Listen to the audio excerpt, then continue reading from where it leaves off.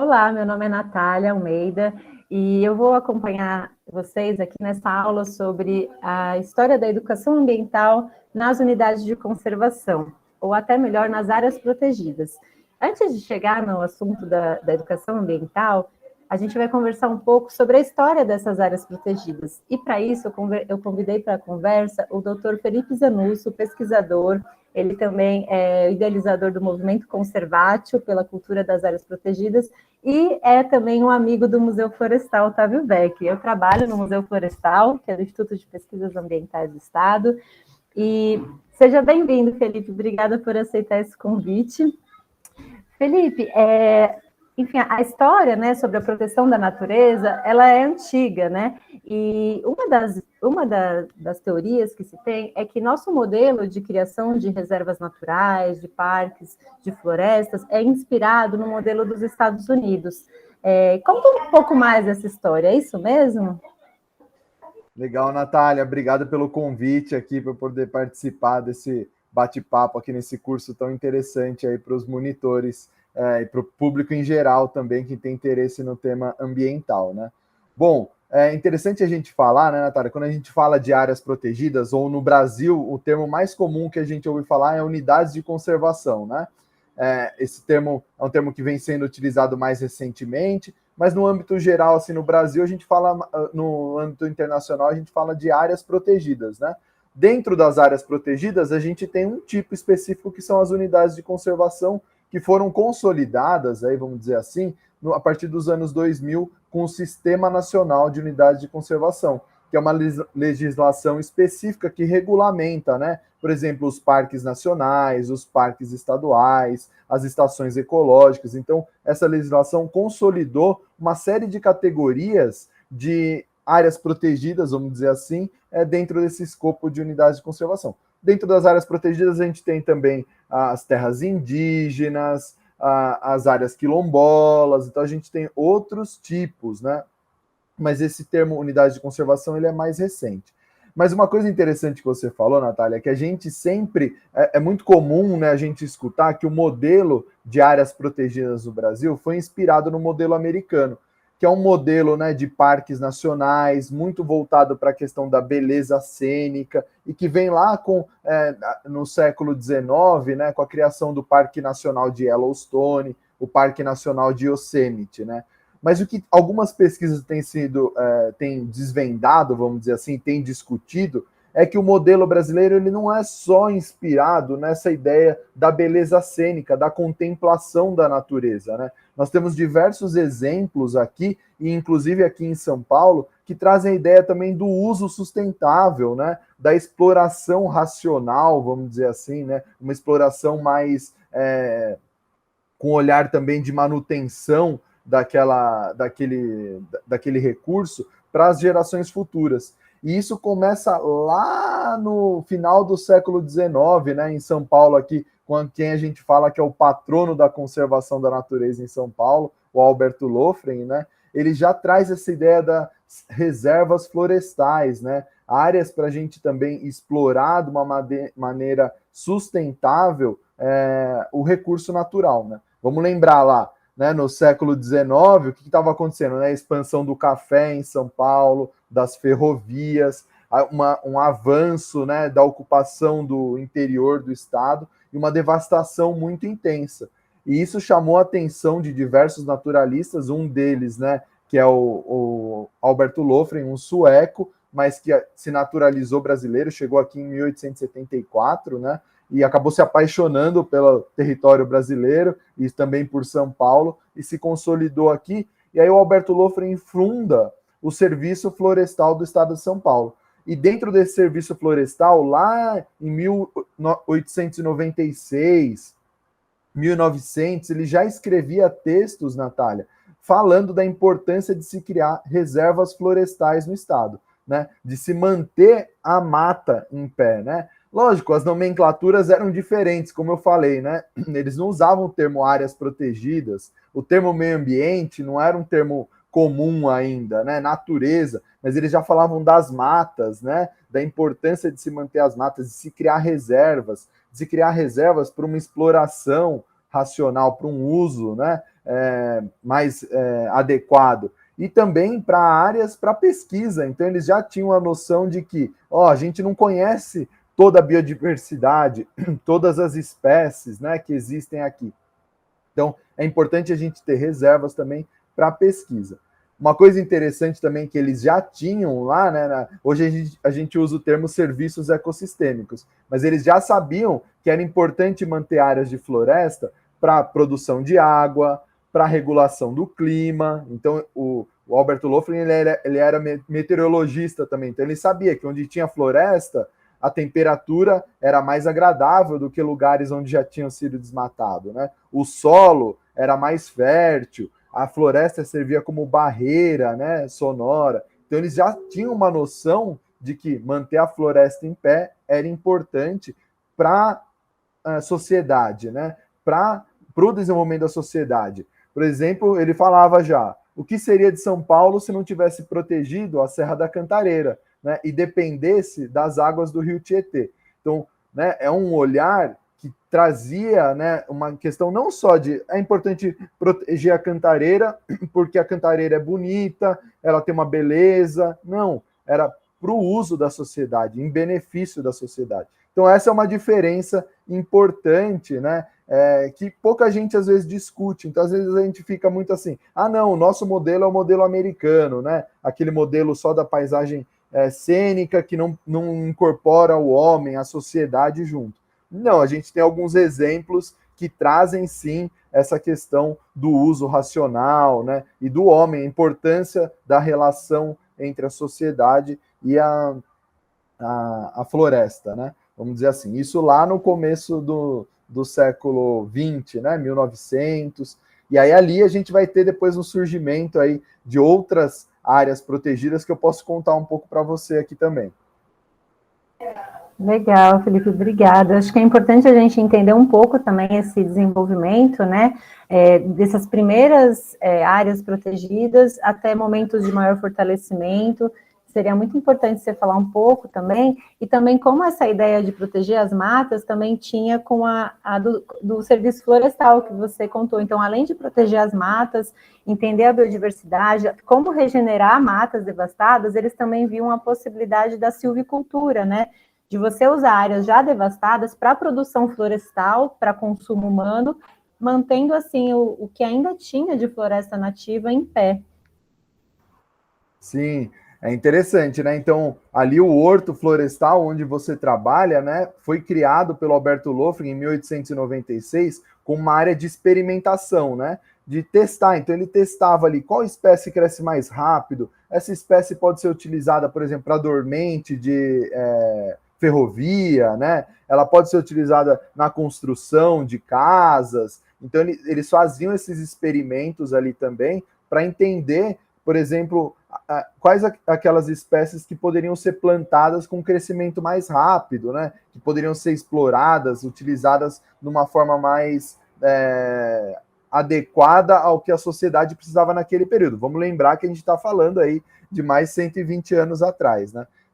Esse é um dos pontos, por exemplo, que depois surge, desculpa, a questão do Edmundo Navarro de Andrade, né, que vai trazer a ideia do eucalipto, por exemplo, como uma espécie importante para ser explorada. Mas é interessante, Natália, que essa ideia das reservas florestais, ela surge lá, então, né, o Alberto Löffler já trazia essa dimensão aqui em São Paulo, da importância de se criar, a partir de 1901, 1905, ele escreve já textos sobre isso, mas a gente vai ter uma primeira estação biológica aqui em São Paulo, né, que a gente fala que é uma das primeiras até da América Latina, estação biológica, que é a estação biológica do Alto da Serra de Paranapiacaba, que o Israel, inclusive, trabalha ali perto, né, o outro colega que falou aqui com a gente também. Ela foi criada em 1909 e ali era uma área também voltada à pesquisa, né? As outras áreas que vão sendo criadas, né? Na década de 20, a gente tem o Parque do Horto. Então, o Horto Florestal ele já se transforma num parque de visitação, começa a receber pessoas numa ideia, inclusive, de promover uma educação florestal, um amor pela natureza. Em 1929, aquela área ali onde hoje é o Parque Estadual da Cantareira, né, a área onde tem a Pedra Grande, ela é criado ali um parque florestal natural, com uma ideia de ser um atrativo para o povo de São Paulo e também um campo de estudo, né? Um campo de pesquisa para identificar as espécies que existem ali. É interessante, na justificativa da criação desse parque florestal natural, surge assim, Natália. Ali tem pontos de rara beleza para desenvolver no público o amor pela mata e pelas árvores.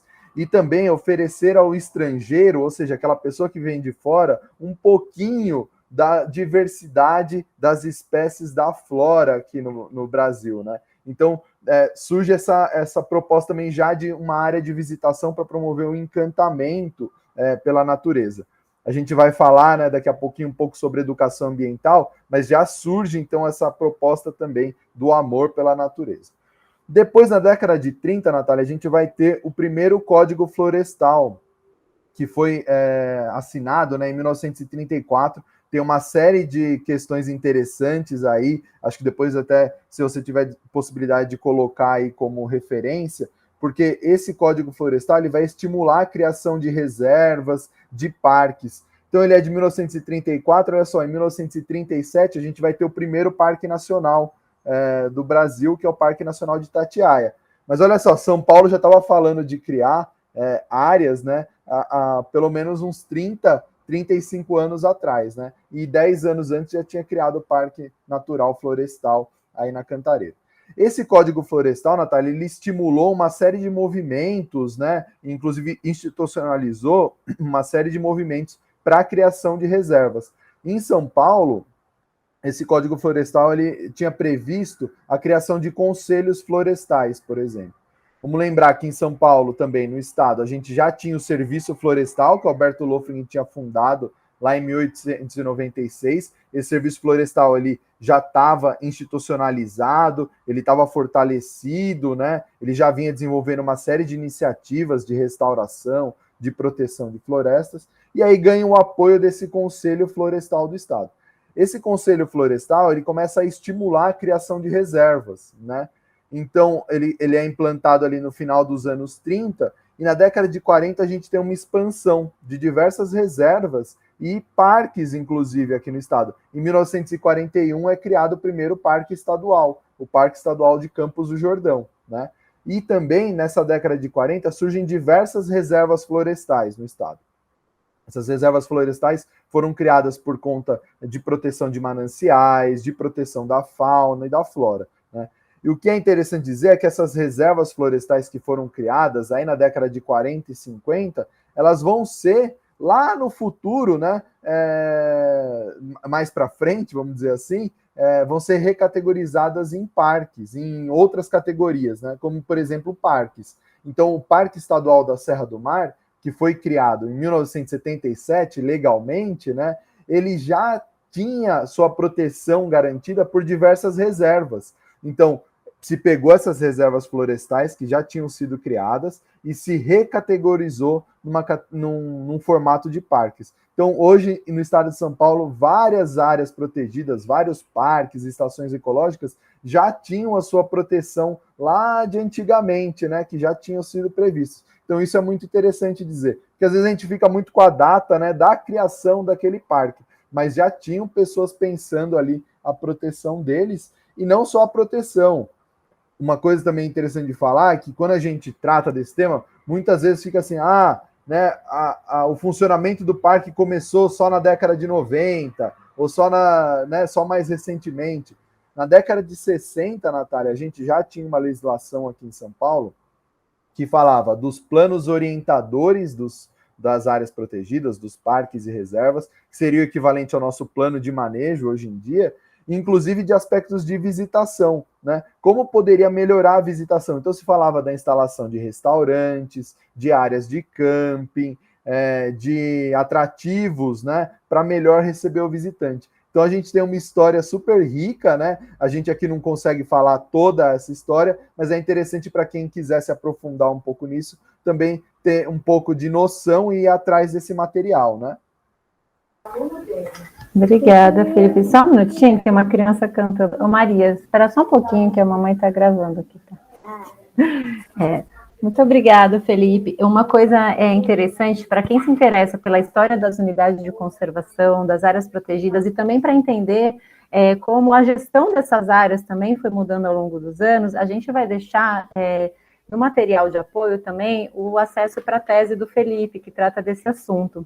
E uma coisa que você trouxe na sua fala, Felipe, duas coisas, enfim, dentre várias coisas importantes, eu gostaria de destacar duas. Uma é que como essa visão da natureza e da proteção de áreas protegidas, a criação de áreas protegidas, também já estava vinculada a um projeto de desenvolvimento nacional, né, de desenvolvimento socioeconômico, e também da importância, já desde as primeiras áreas, dessa interface com o público, com a comunidade, ou seja, já existia uma preocupação de comunicar para a população a importância desse trabalho, da criação de áreas protegidas, do serviço florestal e de divulgação científica, né, de falar da importância da pesquisa.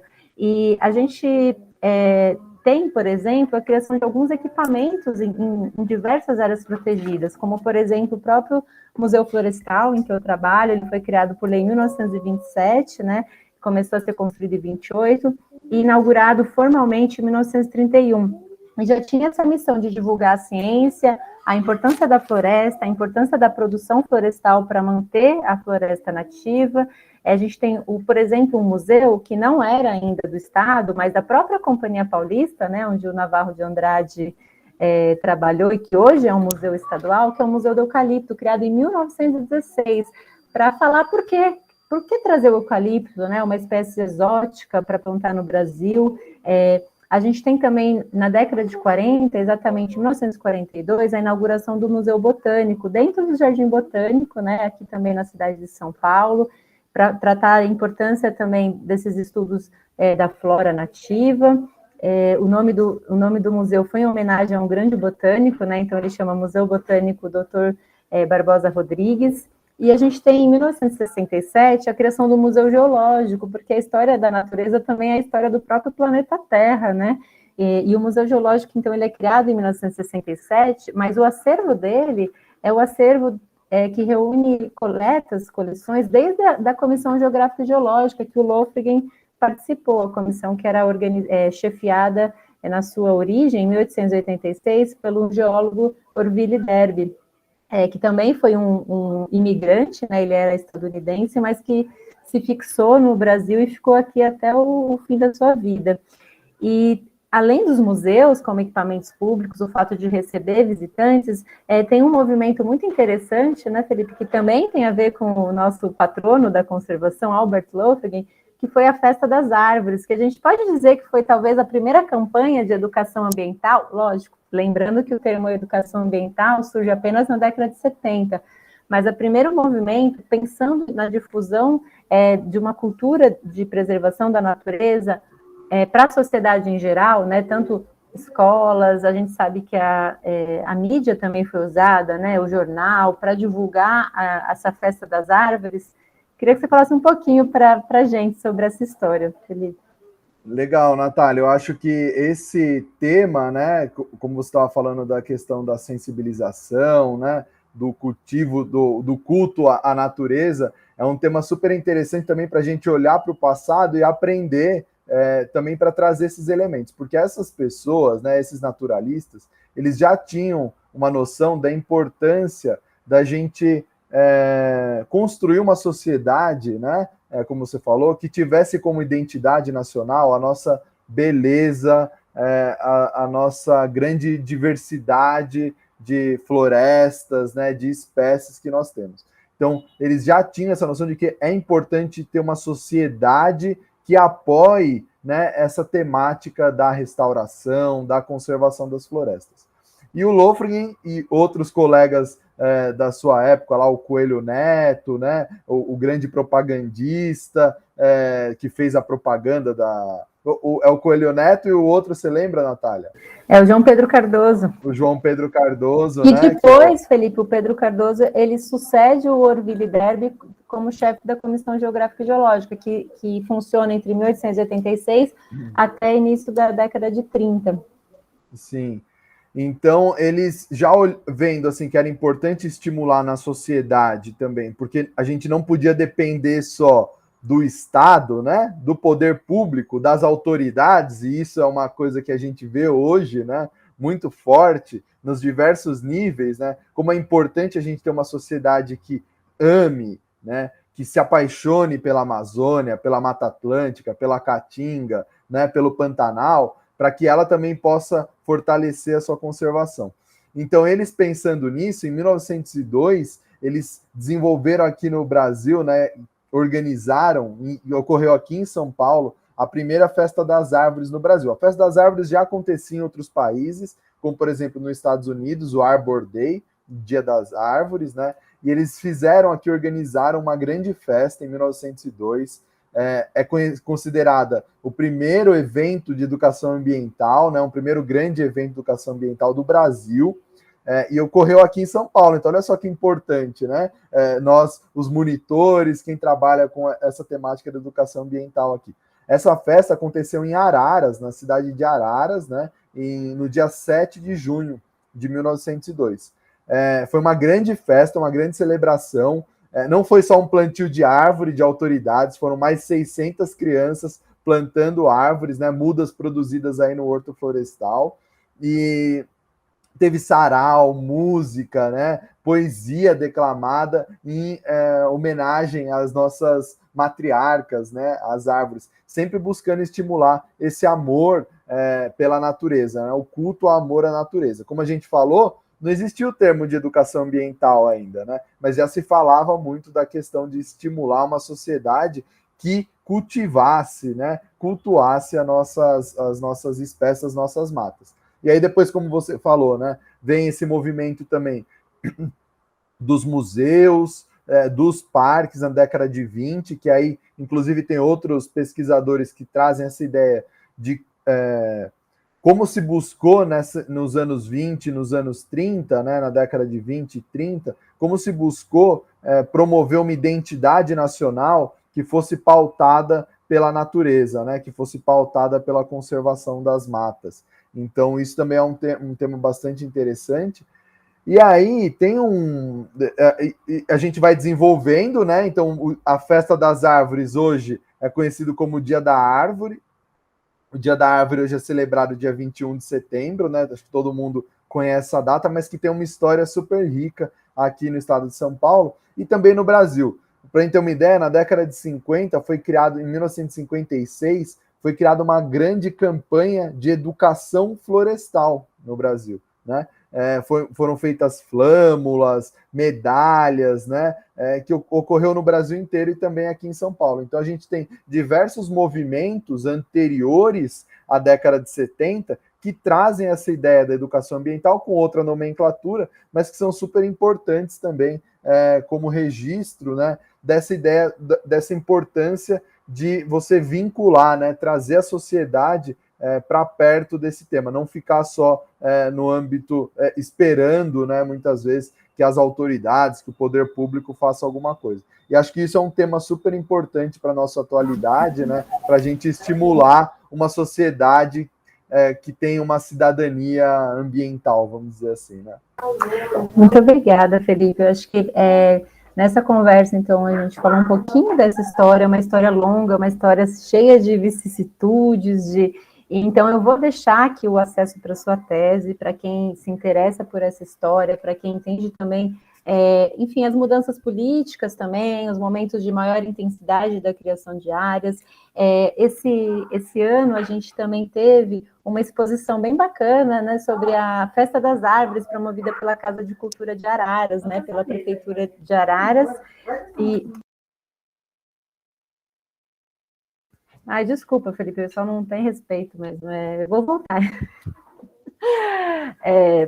Então, gente, foi muito legal, Felipe, esse bate-papo, a gente entendeu um pouquinho da história dessa criação de áreas protegidas, de como a importância da natureza começou a ser discutida e afirmada, né, também juridicamente, E para quem quiser saber com mais detalhes essa história que é bem longa e cheia de detalhes, cheia de histórias internas, eu vou deixar o acesso à sua tese. Esse ano a gente também teve uma exposição virtual promovida pela Casa de Cultura de Araras, né, pela Prefeitura Municipal de Araras, em que fala um pouco da história da Festa das Árvores, né? A Festa das Árvores foi uma tradição muito importante. Hoje, Araras tem o título de a Cidade das Árvores, por causa dessa história. Através dessa Festa das Árvores, a gente tem até hoje também o Dia da Árvore. Eu também vou deixar o acesso para quem quiser descobrir mais um pouco sobre essa história. E, mais uma vez, muito obrigada, Felipe, por estar aqui com a gente. A gente vai conversar daqui a pouquinho com a Malu Palmieri, que vai falar um pouco para a gente de como está hoje a educação ambiental nas áreas protegidas do estado de São Paulo, e também com o Israel Mário Lopes, que é monitor, ele também é socioambientalista, que mora na Vila de Paranapiacaba e atua como monitor ambiental já há vários anos. Muito obrigada, Felipe. Até a próxima. Obrigado.